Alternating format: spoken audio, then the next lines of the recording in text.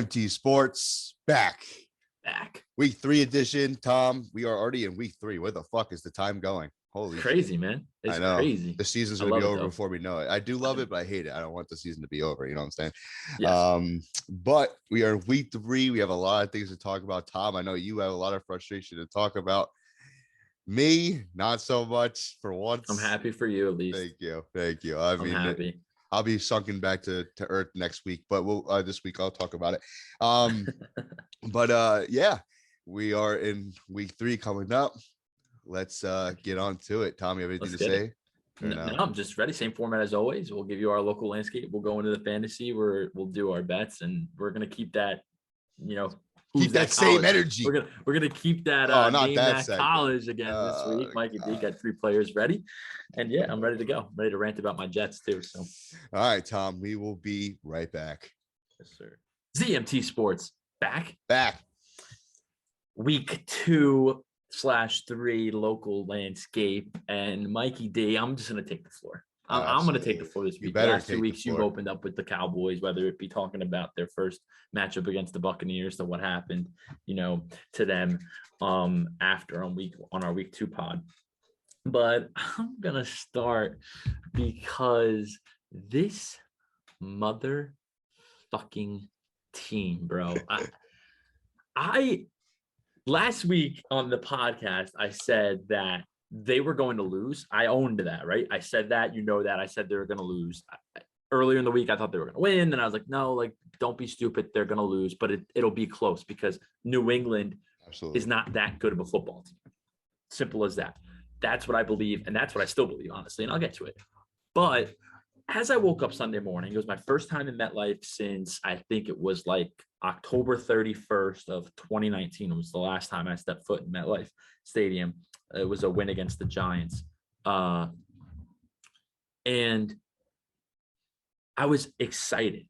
The air of the parking lot when I got there, the tailgate, everyone was just it was like new life. It was like this coach looked good. They played so well in the second half. They'll probably carry it over. New England's off a loss. They have a rookie quarterback.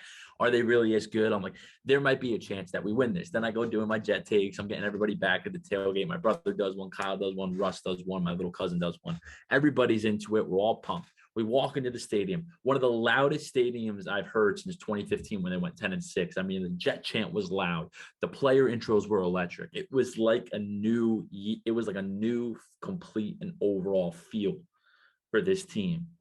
Then the first drive of the game on the first set of downs for the Patriots, it's 2nd and 6.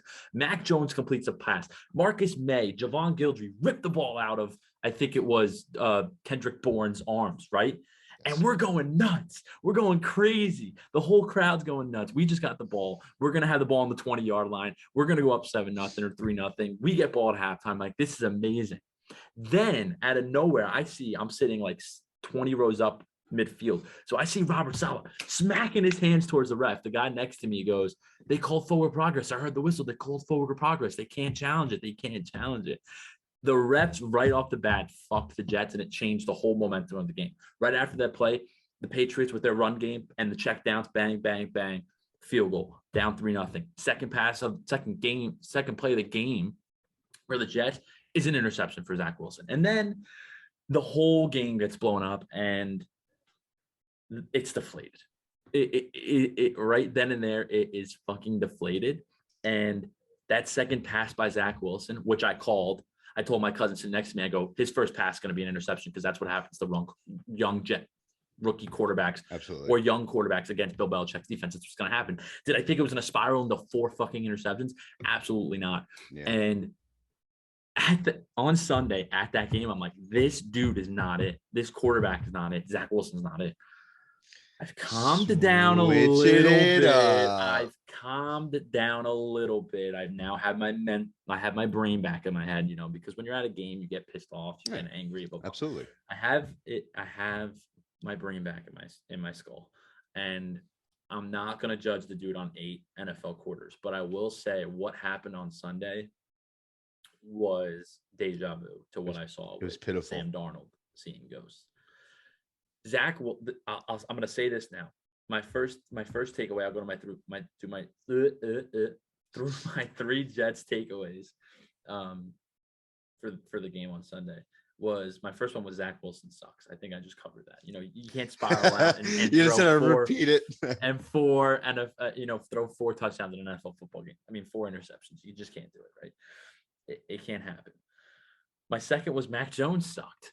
And that is why I wanted to go to my takeaways for this next part. What I'm going to talk about is the Jets didn't lose that game because the Patriots were 20 points better than them.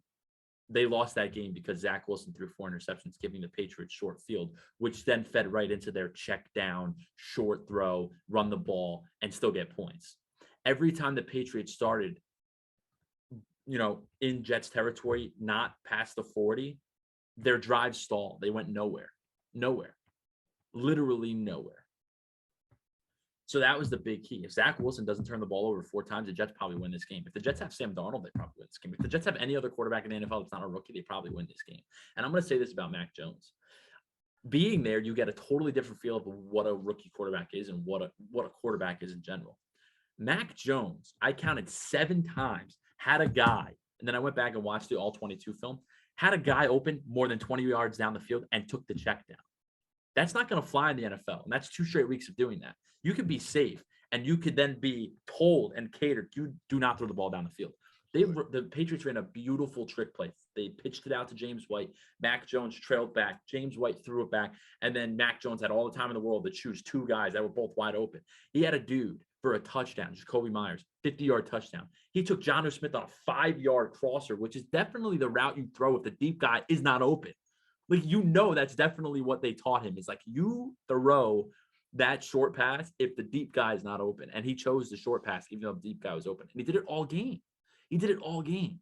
So clearly that tells you something about New England and what they think about Mac Jones. They want him to be a game manager. So he will never be the best quarterback in the NFL. He will never be a Tom Brady. He will never be the best rookie quarterback in this draft class because they were already catering against his ability. I'll give the Jets credit for this. Zach Wilson, they let him take his shots. He's going to learn from this, and I hope he learns from this, and I hope we see that this week. If he comes out this week and doesn't turn the ball over once, he learned and takes the underneath throws. Because for every big play that Mac Jones had that he did not take, Zach Wilson had the short pass and went for the home run and threw all those interceptions. So when you look at it and where both these teams are going, Patriots are not a playoff team. I'm telling you that right now. They're not going to win 9 games because they barely could beat the Jets without, they handled the Jets because our quarterback turned the ball over 4 times. The Jets had more yards, more time of possession, so many things that I could just run off that would just be boring that I'm not going to do. That if the Jets had competent quarterback play, they win and they beat the Patriots. And this is my last thing that I'll talk about for last week's game is if the Jets position groups played like they did on Sunday against Carolina with the way Zach Wilson played against Carolina, the Jets beat the Panthers. If the quarterback played like he did against Carolina against New England, they beat New England. So the Jets season's over. I know that. There's going to be no special playoff runs or rookie makes the playoffs or competitive football in November. They're going to be 0-5 before I can even blink. I know that already. But Sunday hurt. It's the hope that kills you. That was like the common theme in the parking lot and in the stadium. It's like it's the hope that kills you. And then sitting there while Zach Wilson's throwing 4 touchdown passes and seeing the big board, they kept showing Sam Darnold was like a slap in our face. Sam Darnold going like 16 for 19, 217 yards and 2 touchdowns in 1 half. It was like a slap in the face, and I just couldn't do it anymore. But it was a bad loss. Zach Wilson looked bad. It definitely hindered my confidence and hope that I saw week 1. And I'm just hoping this week against Denver is not a complete disaster. But I will say 10.5 points is a lot again, but I can see that being covered because Denver is a hard place to play. It's their home opener. They're 2-0. They got 2 good wins. So I know the Jets are going to lose again this week, but it's a sad state. Teddy B on the beat. A former Jets quarterback who they traded Sam Darnold's rookie year to the Saints. But yeah. So bad loss on Sunday. They will last Sunday, week 2, they'll lose again week 3. And that's about all I can take about the Jets anymore. So now the floor is completely yours. The Cowboys, Greg the Leg, getting a big win in a tough place to play against a tough team against the Chargers. And you thought they were going to lose. And I thought they were going to win. So take it away. I mean, first of all, he also thought that the Giants were going to beat Washington. Where the fuck did that come from? Doug Diggity, home of the Doug Diggity. Look at this, sweetie. Spoken home. I got my Cowboys ball. I got my cup. I am livid. I am happy, livid. Listen, Cowboys got to win. Finally got the monkey off their shoulder. They won a game. And you know what? I'm going to get into my Milk Cowboy 3 takes of the week of why they won this game and what I got is. And I have a lot more positives than I do negatives. And number one, Tom, I'm going to let you guess what is number one of my biggest takeaways from this Dallas Cowboys game against the Chargers this past week. Dakota Prescott. Actually, no. Dakota Prescott isn't even on my top 3 right now. But wow, is it the defense? Yes, it is. You are correct there. This is what I gotta say about the Dallas Cowboys defense. Yes, I got on here last week and I actually tore them to shreds. I said that they had no improvement, blah, blah, blah, blah. This week, it was a bend but don't break situation for this Dallas Cowboys team. Turnovers. That is what I'm going to knock down for this Dallas Cowboys defense. Yes, they are still ranked 28th. They haven't. Everyone's got them ranked last. That they suck. They left the most yards. Blah blah blah blah. They made Justin Herbert check down 90% of the time on Sunday. All right. Over the last 2 weeks, they have the highest amount of turnovers over everybody. They have 6 total turnovers. This is insane. Over my fandom of being a Cowboys fan, God knows how long, Tom, they do not get turnovers. Cowboys interceptions over the last decade, they haven't even been over 10 interceptions except for 3 years. 2014 tier, that was the year. But they get as high as 7 total turnovers, as 7 of 7, in most of a year. And they're already at 6 after 2 weeks. So there is a lot to praise for this Dallas Cowboys defense. Am I saying that they're a top tier defense? No, I'm not. But they are bend but don't break. They have dudes on this defense that want to ball, that want to play for Dan Quinn compared to what they wanted to do last year for Mike Nolan. And that makes me happy. Micah Parsons coming in to take over DeMarcus Lawrence, who we lost over the next 6 to 8 weeks because of his broken foot. He had the highest amount of pressures at the DN spot. He hasn't played DN since high school. That is incredible. This dude is a player. This dude is a freak. He is willing to take a job that he knows that, to help the team out. And who knew he got a sack? I debate to differ. I don't think it was really a sack. The call was really shitty. I'll give Charger fans that. I'm not going to complain about it though. He's got one of the 2 sacks that the Dallas Cowboys have this year. Number one, the first person who got a sack for the Dallas Cowboys this year is Leighton Vander Esch, out of all fucking people. He played a great game. Keanu Neal had a pick against Justin Herbert. Trayvon Diggs did his thing again. He got a pick against Justin Herbert. This defense is a bend but don't break. They're going to let up yards. They're going to let up plays, but they're not letting up big plays. And that's what makes me happy. There was only 1 to 3 plays that Justin Herbert really had a big impactful play throwing the ball deep. Besides that, it was all yards after catch for the Chargers. It was all about bend but don't break. And that's what I appreciate about this Dallas Cowboys defense. Number 2, I'm wearing his jersey. I praised him last week, but there is something to think about here. Tony Pollard versus Zeke Elliott. Is Tony Pollard the guy now? I'm gonna let you take. Listen. I'm not saying he's number 1. I'm not saying that he's better than Zeke, but they have a real 1-2 punch here, and it makes this offense a lot more exciting. Tony Pollard took over this game last week. He was the number 1 highest NFL running back after this week. He played like a dog. So. 13 attempts, 109 yards. He had 3 less attempts than Zeke. He had a touchdown. Zeke only had 60 for 71. They almost combined for 200 rushing yards. That's big for the Cowboys.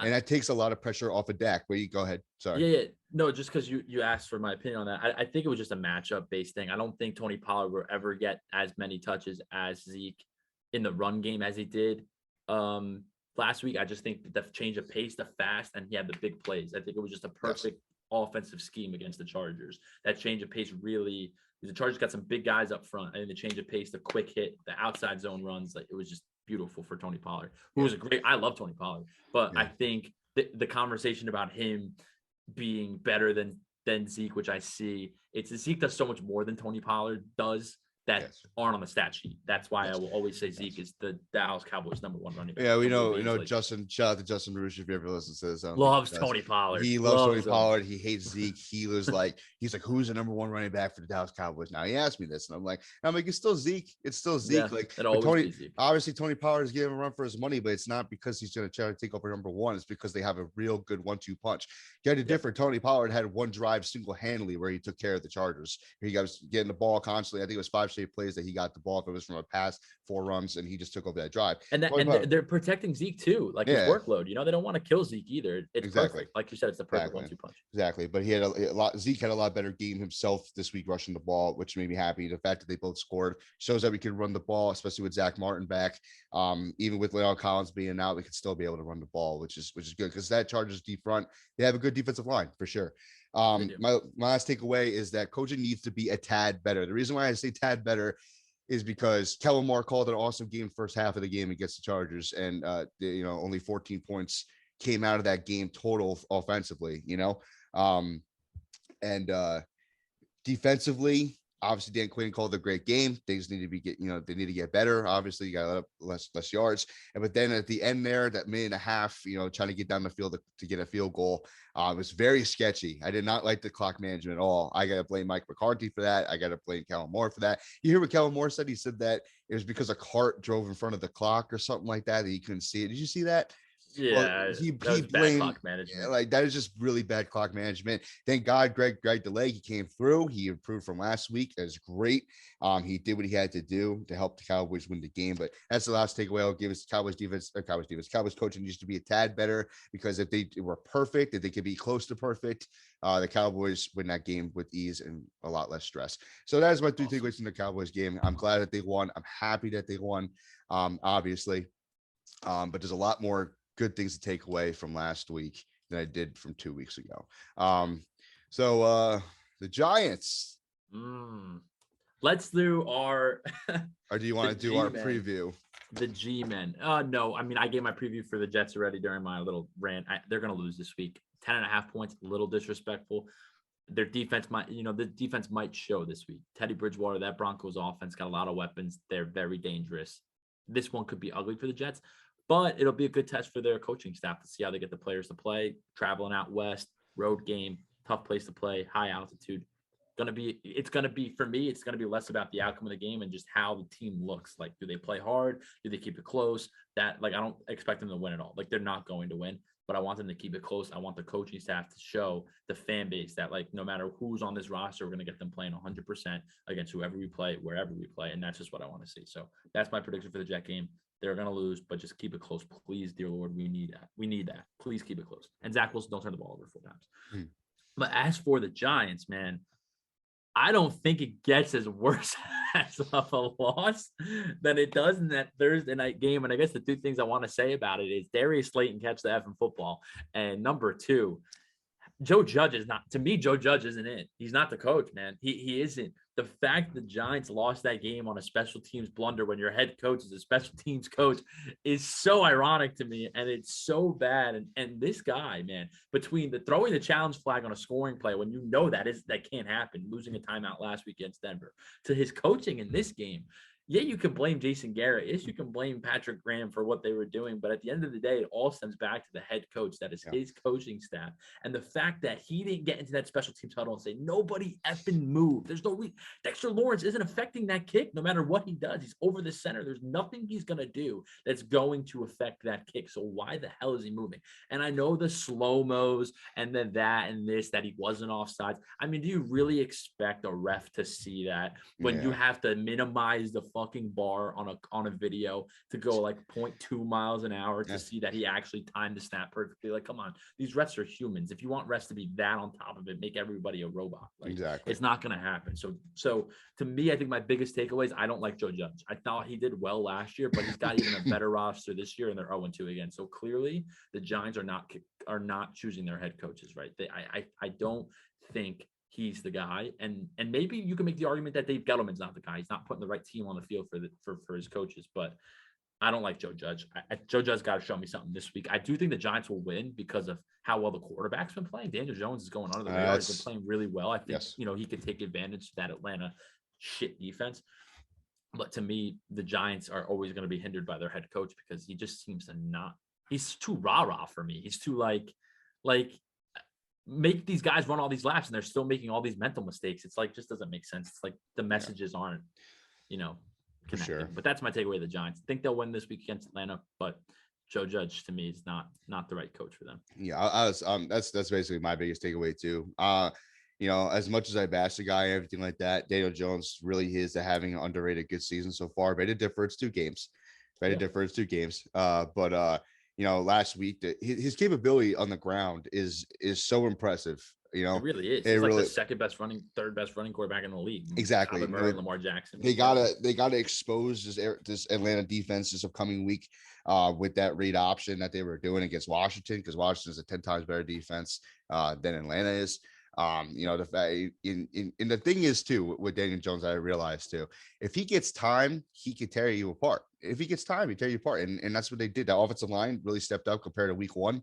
And they gave him time, and you saw what he could do with the deep ball if he has time. When he's under pressure, his deep ball is not good. But when he has time, he could throw really good deep balls. Yeah. He's got talent, man. And he does. He has talent. It sucks that he's a giant. It just sucks that he's a giant.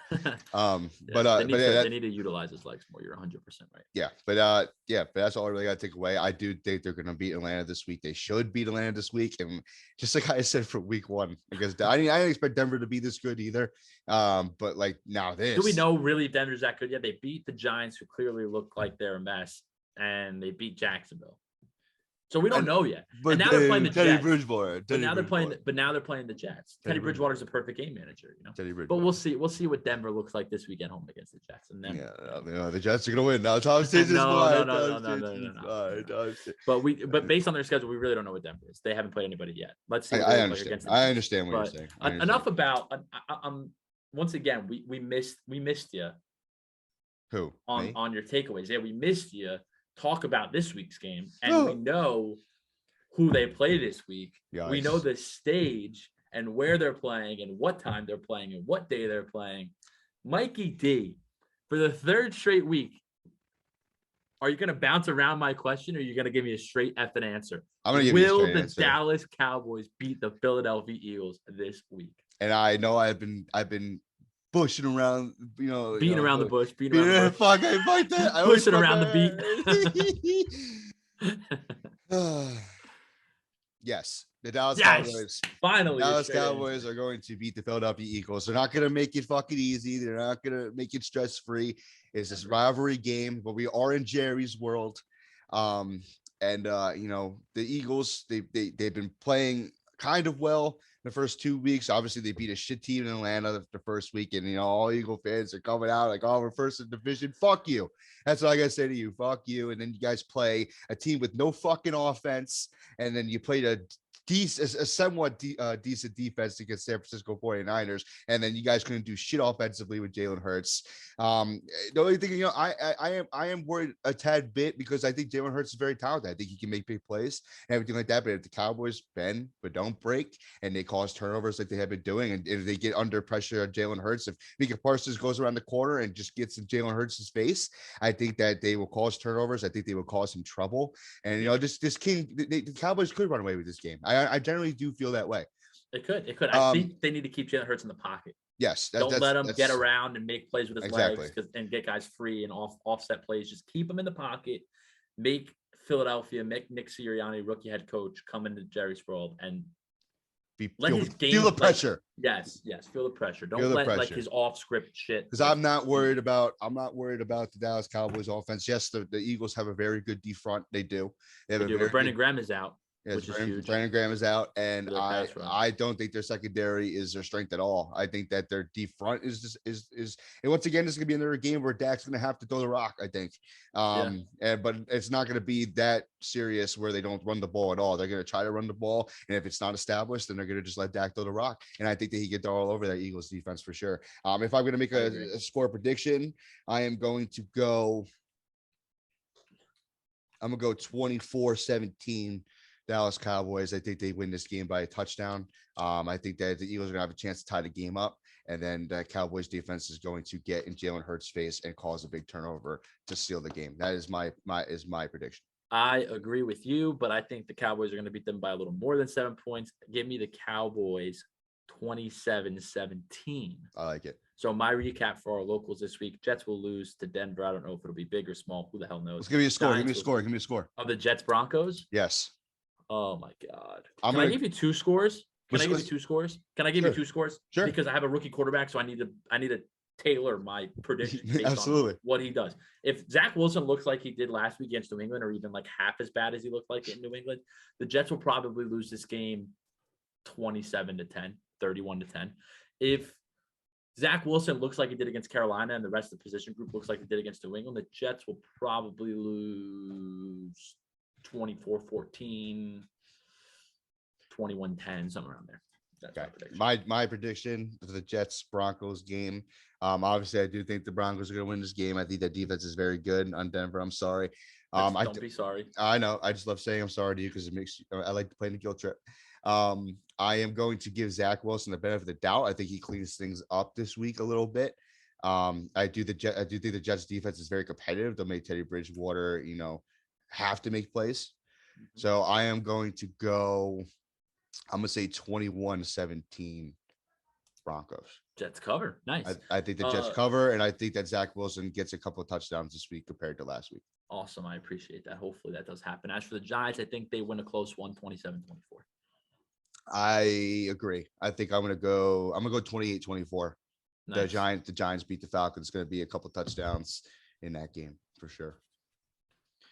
All right. Second edition of our new favorite segment. Oh shit. I forgot about this. I have some short-term memory loss. We're always going to end our first segment with this fun little game and see if Mike will ever go 3 for 3 on Never. this. Do you want to start and give me your first player, or do you want me? Yeah, I'm gonna let you start off hot. I'm gonna let you go 1-0 because I know you hate this guy so fucking much. What college did he go to? I know that you hate this motherfucker. Name that college. You hate this motherfucker so much, you're gonna get this off the top of your head. And if you don't, I'm very surprised. My first player I'm gonna give you, Jamal Adams. LSU, bitch. Hate that guy. All right. It's all based off of a generator. all based off of a random player generator. He was the first. Mikey D, your first player. Antonio Brown. I would not know where Antonio Brown went to. Can I get a hint? Yes. The school name begins with Central. Central Michigan. There you go. Oh, yeah. Well, that doesn't count. I asked for it. You should give me like a half a point since I asked you for a hint. Oh, it counts. We each get one hint. All right, bet. Make up the rules. I didn't know that. Oh, yeah, because he went back to Central Michigan for a semester, didn't he? That fucking crackhead. Yeah, that's why I figured. All right, number 2. You might get this. This. Philip Lindsay. University of Colorado. Yeah, I was gonna get my hint was gonna be he stayed home. That's fine. That's nice. What I was in my head then. University of Colorado. Okay, here's a fun one, which this school was prominent back when we were very young, like Nebraska. No, like elementary school, middle school, and he was a top pick from this school. Matt Ryan. He was a top prospect when we were in high school. No, when we were in elementary school and middle school, this college football team was very prominent in the ACC, and he was a top prospect from that school. He was drafted. I think it was top. He might have been the number 1 pick, Matt Ryan, and the same year as Joe Flacco. It was like the year of like Joe Flacco went to Delaware. In the ACC. Yeah. Oh, I gave you a hint without even. Yeah, no, yeah, it's fine. The ACC, Matt Ryan. You want another hint? Yeah. Northeast.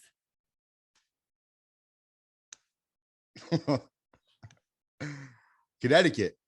No. Fuck. What is it? Boston College.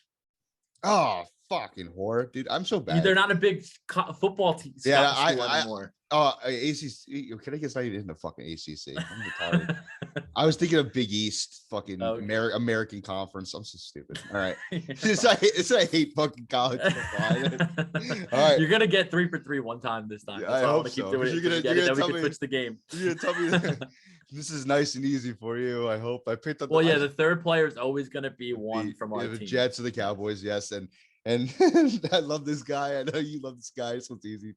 Braxton Berrios. Miami. Yes, sir. I'm going to Miami. University of Miami. Yeah. All right, Mikey D. Give me the punter from the Cowboys. I won't know. Shut the fuck up. Jalen Smith. Notre Dame. There you go. See, if I gave you 3 Cowboys, you'd be I'd bang, still bang, fuck bang. up. I'd still fuck up. All right, Leighton Vander Esch. Boise State. There you go. See, you think good. You want to do this? You want to do this? You want to call? Want me to call Kyle Moore? You'll pick a player in your head right now. Right now. Yeah. I'm calling him. I'm going to call him. Everybody is a special guest from Kyle Moore. He is the KMT in KMT Sports. This kid is a freak when it comes to colleges, bro. It's weird. All right, ready? I'm calling him. Tell me if you can hear the ringing.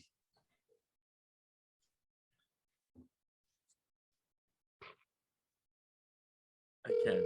I gotta think of a college though. You can hear it? A team. Yeah. Yeah, give me a player. Keenan Allen. That's easy though, isn't it? I don't know it. Oh, is Colin just lunch drill? What is he doing? Sad. He's gonna text you. Look at this fucking voicemail. Look at it. He's gonna text you. Oh, damn it. All right. We missed out on Kyle. He always complained. Well, the answer would have been the University of Cal Berkeley. Would have been Cal.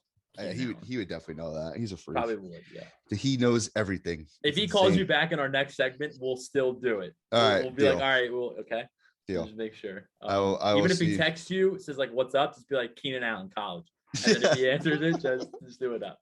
All right. Well, ZMT Sports segment 2 fantasy coming up next. We'll give you our starts and sits. Be back. 3. Yes, sir. ZMT Fantasy back.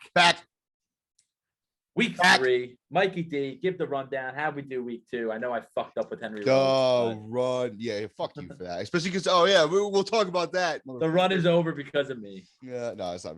No, it's not. Actually, we actually won again last week. Wow. Very, very close. But we did win last week. It was very close once again. Our starts finished with 64.62, and our sits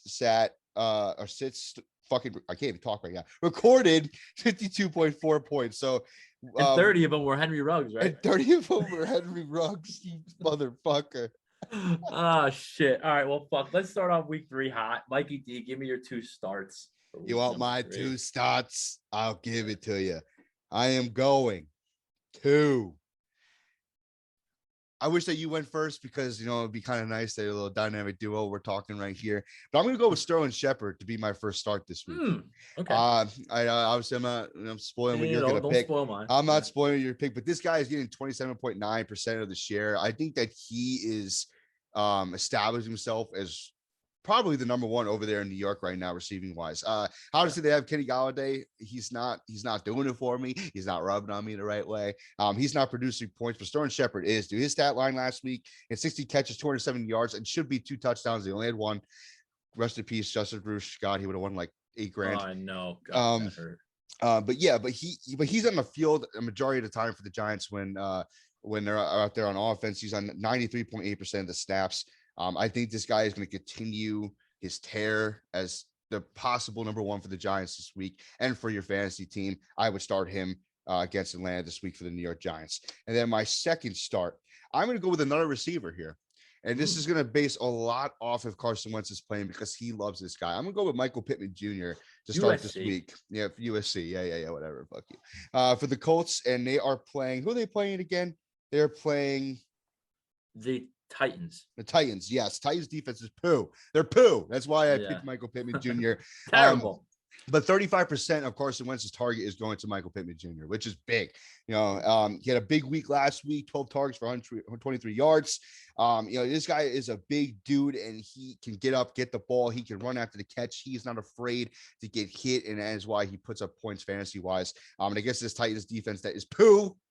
He's going to have another big week fantasy-wise. So I would start him as well as the Colts go into Tennessee this week. So I have Sterling Shepard, a wide receiver for the Giants. God, I hate that I'm saying this, praising him. But going against Atlanta Falcons this week that you should start. And then Michael Pittman Jr., you shut the fuck up, Tom. Michael Pittman Jr., wide receiver for the Colts going against Tennessee this week. Those are my two starts. Go ahead, Tom. Beautiful. My two starts starting off number one. I'm going to the Meadowlands too, and I'm taking the guy that's going to be throwing Sterling Shepard the ball, and that is Daniel Jones, because not only do I think he's going to have a big game in the air that will help your pick and my pick, I think they're going to have to naturally use his legs a lot more. I think that's going to continue this week. I think he gets 50 plus rushing yards again. I think he might even score a rushing touchdown, little RPO, little read option in the red zone. Why not? Give me Daniel Jones starting against Atlanta at home. My second start is a little under the radar running back situation, and that's Chase Edmonds in Atlanta for Arizona against Jacksonville. And it's in Jacksonville. That running back room, everybody says it's a committee of this, but Chase Edmonds, because of the value he gives in the passing game, will always play more snaps than James Conner. And because, Arizona loves the big play, loves to drop Kyler Murray back in that pocket, you always need a check down back, and Chase Edmonds is that for him. And not only that, Chase Edmonds is not a scrub with his legs either. He's a solid running back, finds the holes, shifty, elusive, explosive. So give me Chase Edmonds against Jacksonville, who I think, it's just a shit football team. Really, Urban Meyer is learning that the NFL is tough and it's not fun. Based on what the Denver Broncos did in the run game last week, along with the pass game, I think Arizona's pass game is going to be too much, and it's going to set up the run well for Chase Edmonds, especially late in the game when they're up a lot of points. So give me Chase Edmonds against Jacksonville. My two starts, just to recap them: Daniel Jones at home against Atlanta, and Chase Edmonds on the road in Jacksonville. Milk money, cash money. Love give me it. Your sits. By the you way, are Daniel Jones went to Duke. Chase Edmonds, I don't know where he went to college. Why are you giving me colleges? That segment's over. Shut up. No, well, I'll give you this guy, Joe Burrow. Joe, big dick Burrow. LSU. I am sitting this week. It took me a year for not to put his dick. No, I was kidding. But but I'm gonna have to sit him this week. Listen, he's returning off an off-season ACL surgery. He is not looking good. There's just so many better options right now than Joe Burrow to have on your team. Especially if you have no other quarterback and you have Joe Burrow right now with the production that the Bengals offense are putting up, it's not good. He was in a negative points at one point last week. So with his leg, he looked like he was limping off the field at one point.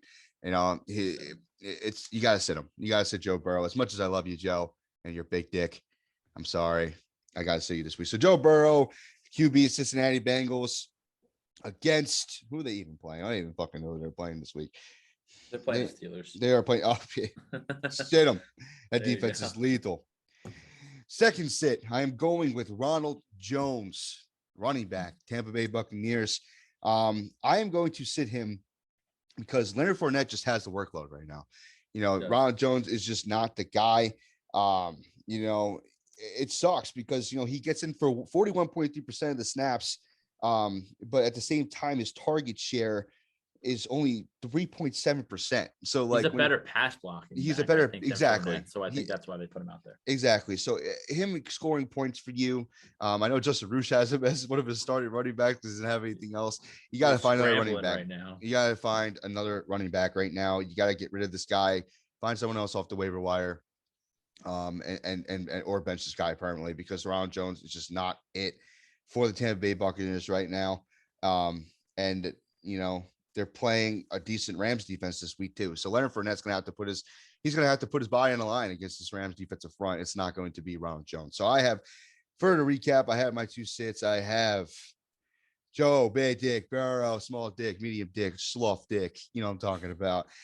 Cincinnati Bengals QB against, who are they playing again? Do I have CT? Steelers. against the Steelers, and then got Ronald Jones, running back, Tampa Bay Buccaneers against who? I'm just kidding. Against Los Angeles Rams. That was my 2 cents. Awesome. All right. I'm retarded. Chill out. I'm retarded, bro. You're fine. You're not retarded. You're good. You just forgot. You were going through what you wanted to say, so you forgot about the team. Hold on. Cowboys calling me. Oh, here we go. Hello? Hey, what's up? Do you hear him, Kyle? Or yeah, Tom? I hear him. Hold on. I hear him. Hold on. Where are you? I lost you. Okay. No, I lost Tom. All right, ready? Hold on. Just shut up. Hold on. Who? Keenan Allen.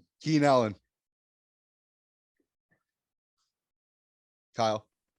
What happened? Keenan Allen. What about him? College. Oh, I don't know. You can't put me on the spot when I'm at work. Oh no, Kyle. We hyped you up so much. I can't do it right now. Oh, okay. All right. Another time. All right, bye. All right, Damn it. Back to my sits. We'll get Kyle back next time when he's not at work. Back to my sits. My first one's going to be Jacoby Myers against the Saints. If Jacoby Myers can't put up decent fantasy numbers against the Jets, he's not going to do it against the Saints secondary. And Mac Jones doesn't throw the ball down the field, so I would just sit every possible New England wide receiver, including Jacoby Myers. But I'm going to choose Jacoby Myers against the Saints, even though they're at home. Screw him. Sit Jacoby Myers. My second sit is Devin Singletary versus the football team. Devin Singletary put up decent fantasy football numbers last week because he had that 45-yard run on the team's second play of the game. Yes. Washington football team is very tough against the run. They use Zach Moss in the red zone. So even if, Buffalo gets into the green zone, red zone, whatever you want to call it, they're not even going to be using Devin Singletary in run situations. It's going to be Zach Moss, who scored twice last week against Miami. So sit Devin Singletary for that exact reason. I have recapping my first. I would sit him, man. Just to recap my two. Not listen to you. Jacoby Myers, sit him against New Orleans, and Devin Singletary, sit him against the Washington football team. Bills will have to beat them in the air. Awesome. Yes, Let's go 3-0, even though we've been very close. We've been teetering on the edge. Fantasy is difficult this year, but we're getting it done. That's all that matters. So yeah, ZMT Bets, our favorite segment, coming up next. We'll be back. Yes, sir. ZMT Bets back again. Background music. We love this. We love the rapid fire. Mikey D, reel us in week number 3. What are your 3 picks and your prop for the week? Here we go. First, I am going with the Chicago Bears. The Bears going into Cleveland, Ohio. Back-to-back weeks, I'm taking a team to cover against the Cleveland Browns, and I'm doing it with the Bears again this week. +7 against the Browns. And then second, I got the Washington football team. 8 points is a lot of points for this defense and for Taylor Heineke. Tua stinks, and they're not going to cover against Tua. They're not going to cover against Taylor Heineke and the Washington football team. Washington +8 against the Bills. Lastly, I am going with the Vikings. The Minnesota Vikings, they're 0-2. They lost 2 heartbreakers. They are not going to lose again this week. I have them covering +1.5 against Seattle. They are going into Seattle, but I do not see them losing by a heartbreaker this week. I see them winning and giving the heartbreak to Seattle. So recapping, I have the Bears +7 against the Browns. Washington +8 against the Bills. Vikings +1.5 against the Seahawks. I love it. Do I give my prop bet? Yeah, give your prop bet. And then my prop bet, I am taking Lamar Jackson versus the Lions, 2 touchdown scores. Go ahead, Tom. Beautiful. I love it. I love all of them. As for TL Smooth Week 3 picks against the spread and 1 prop bet, I am heading to Kansas City Arrowhead. Give me the Arrowhead chop. Just kidding. Give me Justin Herbert. Chargers +6.5. Their offense is too good. Steve Spagnuolo defense sucks. Chargers will put up points. Chiefs will put up points. It'll be another close one like they had against the Ravens on Sunday Night Football. Give me the Chargers +6.5 on the road. For my second pick, I'm going up to New England. Foxborough. Fuck Bill Belichick. Fuck Mac Jones. They screwed me last week. I took the Jets, but that's because the Jets suck. Give me New Orleans on a bounce back week. Famous Jameis going to tear up New England's defense. Give me the Saints +2.5 in Foxborough on the road. And for my third and last pick, I'm going to the Bay Area. Give me the Packers +3.5 against the 49ers on the road. Why are the Packers road dogs? I don't know. San Francisco barely beat Philadelphia. They blew a big lead against Detroit. I just don't see it. The Packers are going to start getting rolling. They're too good of a football team. Aaron Rodgers is feeling it. Devontae Adams. Give me the Packers +3.5 To recap, I got Chargers plus 6.5 on the road against the Chiefs, Saints plus 2.5 on the road against the Patriots, and the Packers plus 3.5 against the Niners. 3 road dogs. What am I doing? It's going to be an 0-3 week. For my prop pick, give me Devontae Adams. The dude's got to score, right? Devontae Adams, anytime touchdown score. Lock it in. Woo, baby! Yeah. Hopefully we beat. Awesome. Hopefully we beat the music this time. I know it's last week it went, and I there's no free editing apps out there that let you move that. All the free ones I could just put the music. At least on YouTube. If everyone goes listen to us on YouTube, it works on there. I edit it to make it on there. And when we post our TikToks, it'll be good. Yes. Well, Tom, I am crawling back up to your ass, boy. The fucking prop bets are killing me. Yeah, the prop bets. Milk Money went 3-1 last week. Tom flipped the script. He went 1-3. So now I am 3-5, and you are 5-3 on the year. We are a lot closer. I'm tickling the balls. We are. And if I would put it this way, even if I've gone 500, if I got my 2 prop bets right 1-1, if Urban Meyer didn't fuck me with James Robinson week 1, I'd be 6-2. You would, but you're not. Listen, I'm 4-2 against the spread. That's pretty good. Yeah, I know. It's I do like the props. Devontae Adams doesn't score this week. I don't know what the fuck. Dude, that's bad. The dude needs to score. I just traded him in fantasy, but the dude needs to score. You traded Devontae Adams? I did, but I got Dalvin Cook. Okay. All right. Well, Tom, like as always, it's a pleasure.